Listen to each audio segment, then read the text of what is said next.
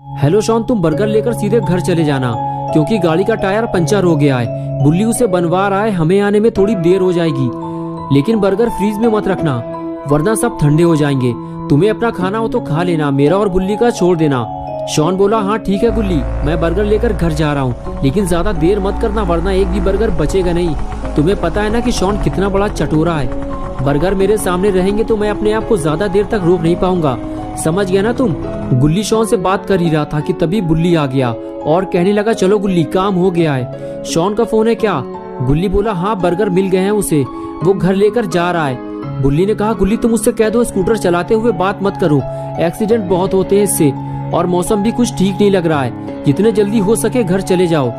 बुल्ली ने जो कुछ भी गुल्ली से कहा गुल्ली ने शॉन से बता दिया। लेकिन शॉन बोला, गुल्ली तुम डरो मत, मैं सालों से स्कूटर चला रहा हूँ, मुझे कुछ नहीं होगा। और तभी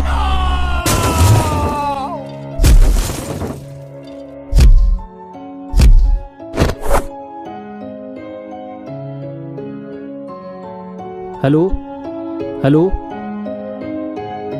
ये क्या हुआ? शॉन का फोन अचानक से स्विच ऑफ हो गया, बैटरी चली गई होगी उसकी। चलो गुल्ली, शॉन के आने से पहले हमें घर पहुंचना होगा वरना हमारे बर्गर खतरे में पड़ जाएंगे। और फिर गुल्ली और बुल्ली दोनों अपनी गाड़ी की तरफ जाने लगे। गुल्ली बोला, मुझे लगता है बुल्ली कहीं शॉन ने अपना फोन तो नहीं गिरा दिया। बुल्ली ने कहा, हाँ हो सकता है गुल्ली, गाड़ी चलाते हुए बात करोगे तो ये तो होगा ही, मैंने मना तो किया था उससे। और इस तरह बातें करते हुए गुल्ली बुल्ली अपनी जीप लेकर वहां से चले गए। और इधर घंटों तक शॉन वहीं बेहोश पड़ा रहा और रात हो गई। और कुछ देर बाद जब बारिश की ठंडी बूंदें शॉन पर गिरी तब शॉन को होश आया और उसने चारों तरफ देखना शुरू किया कि वो तेज बारिश में कहाँ फंस गया है। तब शॉन को याद आया कि उसका एक्सीडेंट हुआ था, लेकिन वो तो दिन में हुआ था और अब रात हो चुकी है। इसका मतलब ये है कि मुझे यहाँ पड़े हुए कई घंटे हो चुके हैं। शॉन उठकर खड़ा हुआ तो उसे पता चला कि उसके पैर में तेज दर्द हो रहा है, उसे पैर में चोट लगी है, उसे किसी को मदद के लिए बुलाना होगा। लेकिन यहाँ आसपास तो कोई नहीं है। अगर शॉन को गुल्ली और बुल्ली की मदद चाहिए तो उसे अपना फोन ढूंढना होगा। और शॉन अपना फोन ढूंढने निकल पड़ा। अरे बाप रे, यहाँ तो इतनी बड़ी बड़ी झाड़ियाँ उगी हुई हैं, यहाँ मुझे फोन मिलेगा कैसे? चारों तरफ तो जंगल है, पता नहीं मेरा फोन हाथ से छूटकर कहाँ चला गया। काश मैंने गुल्ली की बात मान ली होती तो ऐसा नहीं होता। लगता है आज की रात मुझे इस जंगल में गुजारनी होगी, वो भी अकेले।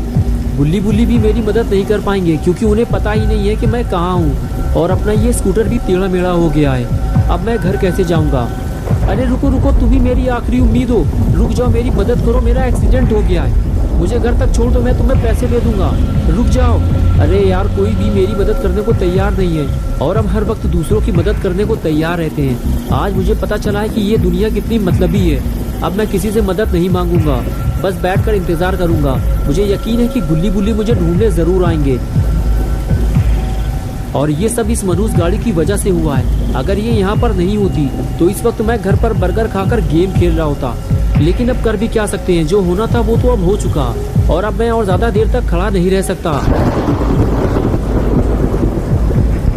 मैं तो ऐसे डर रहा हूँ जैसे मेरे आसपास कोई डरावनी चीज मौजूद हो। अरे ये क्या है? ये तो किसी इंसान का सड़ा हुआ हाथ है, कोई गाड़ी के नीचे दबकर मर चुका है। ये जगह कुछ ठीक नहीं लग रही, मुझे यहाँ से निकल लेना चाहिए।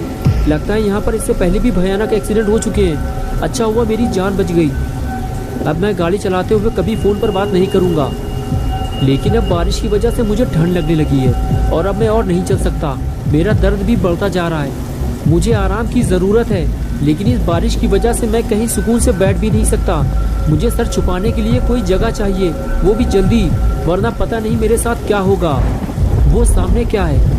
इतना बड़ा घर, लगता है कोई हवेली है। अगर यहाँ कोई रहता होगा तो वो ज़रूर मेरी बात गुल्ली बुल्ली से करवा देगा। यहाँ खड़े रहकर टाइम खराब करने का कोई फ़ायदा नहीं है, मुझे नीचे जाकर देखना होगा।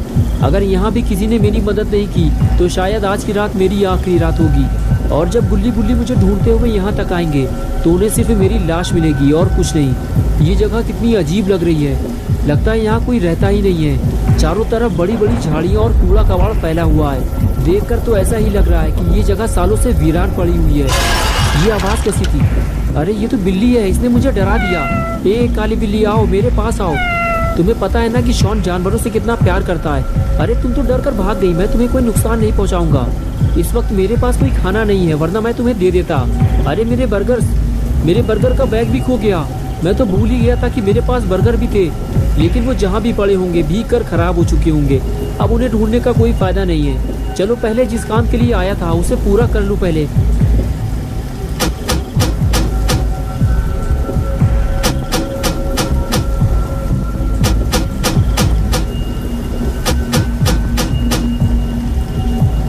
लगता है मैं गलत जगह आ गया हूँ। आज मुझे पता चला है कि छोटी सी लापरवाही से कितना बड़ा नुकसान हो सकता है। अब मैं रोने के अलावा कर भी क्या सकता हूँ।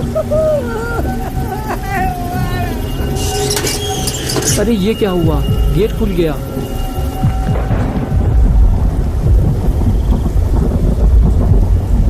क्या मैं अंदर आ सकता हूँ? क्या मैं अंदर आ सकता हूँ? कोई बोल क्यों नहीं रहा है? मैं अंदर आ रहा हूँ। ये क्या है? ये तो कोई वीरान पुरानी हवेली लग रही है। इसे देखकर तो लगता ही नहीं है कि यहाँ सालों से कोई रहता भी होगा।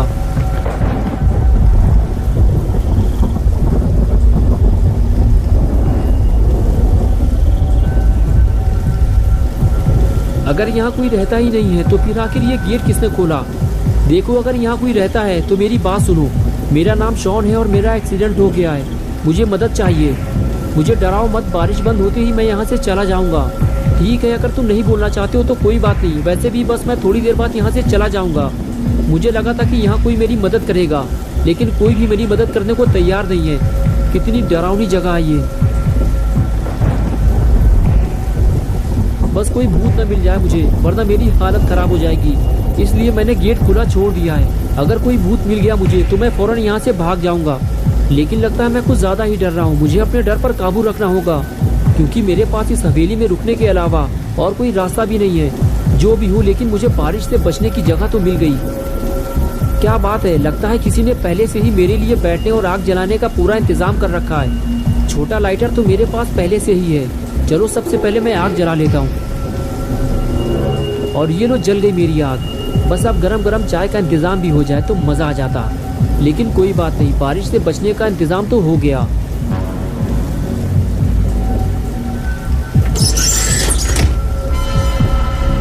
ये कैसी आवाज है? कौन है वहां पे?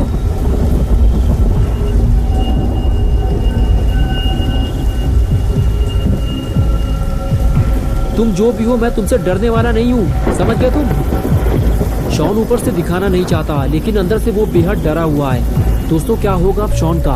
इस हवेली में आने की शॉन क्या कीमत चुकाएगा? बुल्ली बुल्ली शॉन को यहाँ से ले जाएंगे या फिर शॉन यहीं मर जाएगा? ये सब हम देखेंगे पार्ट 2 में। तो दोस्तों, अगर आप पार्ट 2 देखना चाहते हो